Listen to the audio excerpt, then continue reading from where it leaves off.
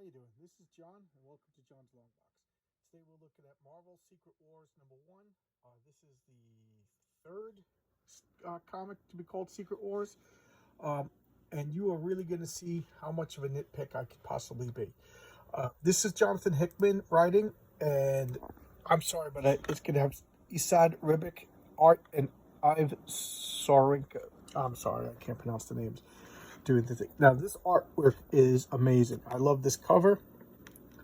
Um, I skipped this originally, and I just bought it, and I'm reading it now because, first off, I stopped reading all the Marvel comics.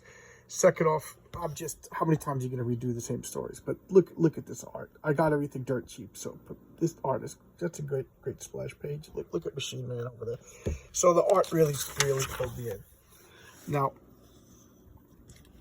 I have a love-hate with John Hickman. I start getting all of his comics, and it's like an abusive relationship. I love you at the beginning, and then somewhere in the middle of his stories, I know about.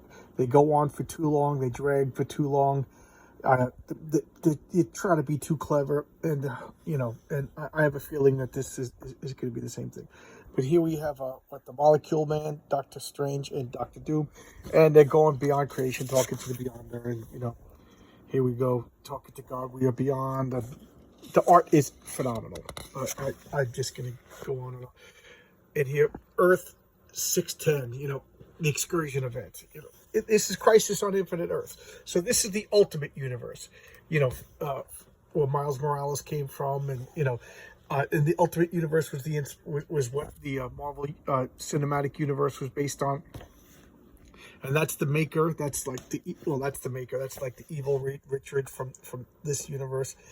Here is the Samuel L. Jackson, Nick Fury, the one that I just don't like him. He's always sitting in a chair doing nothing. Whereas the real Nick Fury's out murdering people and ripping his shirt off and riding bombs and doing crazy stuff. Samuel L. Jackson, Nick Fury's sitting in a chair all the time. So and this is the Cabal. This is Thanos, Terrax, Black Swan. They went to this universe to talk to their evil Reed Richards. I just Jonathan Hickman. It's just like, come on. It's just the stakes are so high. The stakes are so high that that there's no consequences. So here's the credits. Jonathan Hickman, artist Isad Ribic. Wonderful art. The coloring is great too. Let's look at the indicia. Yeah, this is 2015. I quit reading Marvel in 2014. So now I'm just buying this in back issue bins. I got it for dirt cheap. So here's the cast of characters.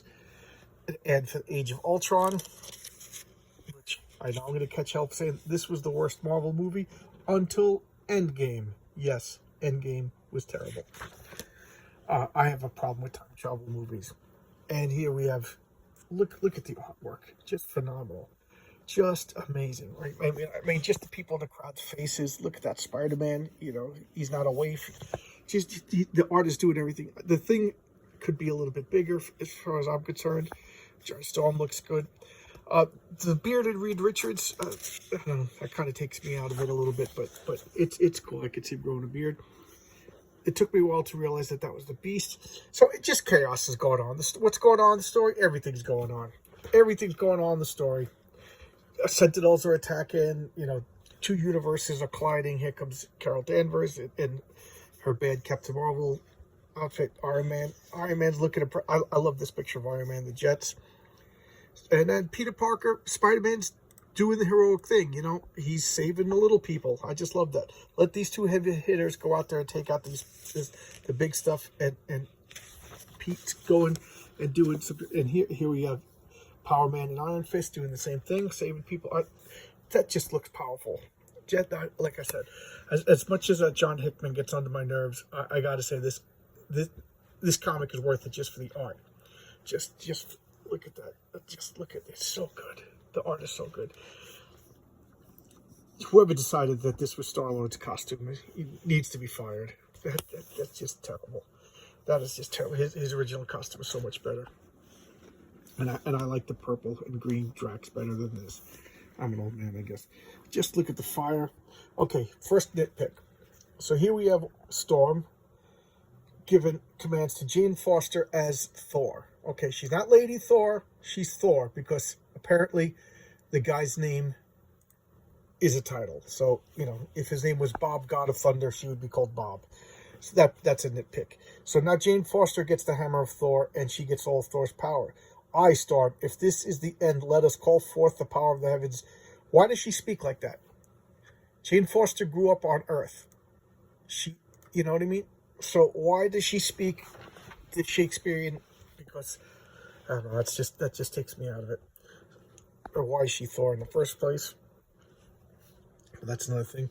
And here's another nitpick. I like Sam Wilson takes up Captain America's mantle, keeps the wings. Why isn't he called American Eagle? It's almost a no-brainer. Was he Captain Falcon? Is he Falcon America? He's changing. He's getting costumes. He's changing his power. He's changing his costume. Change his name. He's not Captain America anymore, and he's not the Falcon anymore. He is the American Eagle. That should be his name. That should be his name. Come on, Marvel. Why am I doing your work for you? So I told you I could be a nitpick. So now the Sentinels are attacking, and Black Bolt's over here. It looks like his mouth is open. So if he's making a sound, everything should be destroyed. Here's another nitpick. Why is Medusa flying? Medusa can't fly. And I don't know who that is. Okay, so Captain Marvel fighting, what's it? Oh, she's fighting Iron Man from another dimension. Groot and Drax doing stuff. Who cares? I don't know if this is our Hulk or what, but just look at the Colossus. The Colossus is a little too skinny, if you ask me. I just love they do the fastball special all the time, and ba-boom, smashes the building. Just look at this artwork. Just look at that. That is great. Okay, more nitpick. Nightcrawler and Colossus pop in. They don't pop in. They bamf. Okay, so nitpick. And here's Jeremy Rainier, Hawkeye, and Samuel Jackson, Nick Fury. Who cares what they're doing? And then the evil Reed Richards is being evil. Who cares? And here we got Colossus, She-Hulk, and Hulk knocking over this tower, and Nick Fury is scared because he's not the real Nick Fury. And here we got Cloak and Dagger and the Who Cares squad looking shocked. Some Marvel ads. Just cool Nightcrawler. I keep saying that the art in this is just phenomenal. The art is so good. I guess that's Maximus working with Submariner. Just great looking drawings. It's Miles Morales Spider-Man, because nobody accepts him as the real Spider-Man. That's why we always say Miles Morales Spider-Man instead of just Spider-Man, because everybody knows he's not really Spider-Man. And here we have Black Bolt flying around. And why is Medusa flying? She can't fly. Back to that. Iceman shooting ice blasts. And Falcon, who should be called American Eagle, just looking cool though. He does look cool. I don't have a problem with him becoming Captain America. I just have a problem with the name is so obvious, and they won't do it. And then you could have a new guy called Captain America. You could have a new guy called Falcon, and you have a legacy character called American Eagle. It works on so many fronts, but what do I know? All right. Bullseye. So Wilson Fisk calls a party for the end of the world, and he calls in all the bad guys, and they're having a party. And this I just like. The Punisher shows up. He goes, "What am I going to do with all of these bullets at the end of the world?" It just starts annihilating everybody. right then and there, I knew there was no stakes. Marvel's not going to kill all these people. So if the Punisher's going to come in and kill, let's see, who's at this party? We got Stiltman, who cares? I think that's the Trapster, Bullseye, Kingpin, and that looks like the Absorbing Man, who should survive, and yeah, there's Sandman, who should survive and beat the crap out of Frank Castle. Absorbing Man is like Thor level. So here we have Black Widow, and I don't know who that is, and they blow up and die. So they're going to hit a reset button. Here's Reed Richards and Sue Storm. And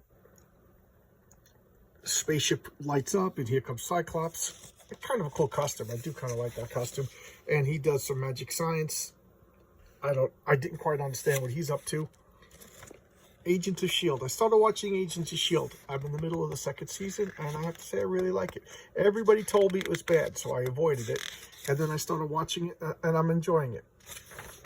Believe it or not. And here's Carol Danvers fighting evil Iron Man. Here's Lady Thor, who's the real Spider-Man flying around, I think. All these interdimensional topics. I just hate that stuff. It just means that there's no consequences if there's multiple dimensions and variants. To me, that is just weak storytelling. And what's going on, I don't know, don't care. Here comes Cyclops. And here's all the Future Foundation and Reed Richards. And they're panicking because Sue didn't get out of where she's supposed to go. Whatever, who cares? No consequences, because you already know that they're going to reset everything. Because look at how many people died, so you know they're going to hit a magic reset science button. And ads for Infinity Gauntlet, because we're not drudging up the past enough. We're doing Secret Wars. Let's do the Infinity Gauntlet. And what is it? Is Old Man Logan? Was this the second time to do an Old Man Logan? There's a reason why I stopped reading Marvel. They just, if they're not retreading the past, then they're just ruining their own characters. So here's Sue. She dies, so we know that there's going to be a reset. He's upset, pulls his hand in, and the whole universe gets destroyed. I read this in DC back in 1985, and Doctor Doom's mask and Darkness. And I could not be less interested in this. Nothingness. Okay? Marvel Universe 1961, 2015. Maybe it's good that I read this. This will be a good end point. 2015 will be my exact end of Marvel. The Ultimate Universe, 2015. I got about 5 or 6 issues into the Ultimates before I stopped. I am not interested in alternate universe takes. I didn't watch What If. I'm not going to watch What. I liked the What If comic back in the the original run. It was interesting and different at the time, and then I kind of lost interest. And here we have, this artwork is amazing, and I love the Inhumans, but I didn't get this series. But we'll take a look at this. Just look at that. The artwork is amazing. I've always loved the Inhumans. I have a fondness for all the Kirby creations. I don't know what's going on. I didn't read this yet. Maybe I'll pick it up. Medusa looking good. Here, Universal Orlando. Morning Donut. Oh, is that a motorcycle ad? Yeah. Oh, wow. Harley Davidson. And box to put all your Marvel superheroes, Secret Wars. The art in this is gorgeous. Art is phenomenal. Knocks it out of the park. Jonathan Hickman. My problem with Jonathan Hickman is he's too clever for his own good. His stories they drag on forever. That every story is just like so bizarre. It's never just an explosion at the bank, guy robs a bank. That has to involve like this extra-dimensional being that we can't understand, and blah blah blah blah blah blah blah blah blah. And then it goes on way too long, and either he leaves, the comic gets canceled, or I've moved on to another comic because it just bores the living daylights out of me. Like I heard he just quit the X-Men after this X-Men run, and it's never going to be finished. Because he should have ended it. That Krakoa story, it was kind of interesting. 12 issues at the most. 8 issues, not 4 years, not 5 years. Come on, finish your stories. East to West, I bought like, I don't know how many issues of East to West, and I just grew tired of it. It was just dragging on for too long. And that's what I find with Jonathan Hickman. I think he's a nice guy. Got nothing against him, but come on, light a fire under this guy's butt. So this is pretty much the second comic that I showcased that I'm not really a fan, although the art is, oh man, hitting it on all cylinders. But I don't like alternative takes. I'm kind of glad that they get rid of the Ultimate Universe, the regular Marvel Universe. Are they really destroying it? I don't know, because I don't have any Marvel comics after this. This is the latest Marvel I have all 8 of these, and I heard that there's a ninth, so now I got to get the ninth one. So I have all of these. I haven't finished reading the whole series yet. I'm reading it, and maybe this is a good bookend, a good ending point on Marvel. I'm just it's once they get all of this multi-universes and alternate takes on characters, it just means that there's no consequences, and that was my big problem with Endgame. Okay, let's just go back in time and change everything. Oh, there's infinite Infinity Stones, there's infinite Thanos, So, like I said to him, I said, do you realize that Tony Stark's time machine now could just generate Infinity Stones?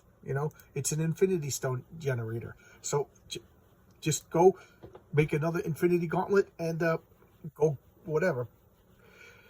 Go grab another guy with cancer, put the gloves on, and then make him heal him. Just fix all the problems, and there's no need for any other Marvel comic. It's just bad, I'm ranting now, and it's 15 minutes, so I will stop. This is Secret Wars #1. It says 1 of 8, but I think there was a 9th issue. Jonathan Hickman. The art is gorgeous. The stakes are so high that it doesn't matter, because they're gonna hit the reset button. Look, half the cast died in this issue. Nothing's gonna happen. And that's when I first read the original Infinity Gauntlet, when Thanos killed half the universe. I knew you knew it was just a matter of time before. But the cleverness was how do you solve it? Oh, I'm gonna go back in time and make it not happen. That's the lamest way out of writing yourself out of a corner ever. Okay, rant over. Get this if you like the art. I got it dirt cheap. I bought it on eBay. I got like the 8 issues. I don't even know if I have the 9th issue. I got to check for like $10, and I want a low bid. All right, thanks a lot. See ya. I got a couple of new subscribers. Made my day. Thanks a lot. I'm trying to get to 100 before my birthday. Looks like we're gonna get there. Thanks a lot.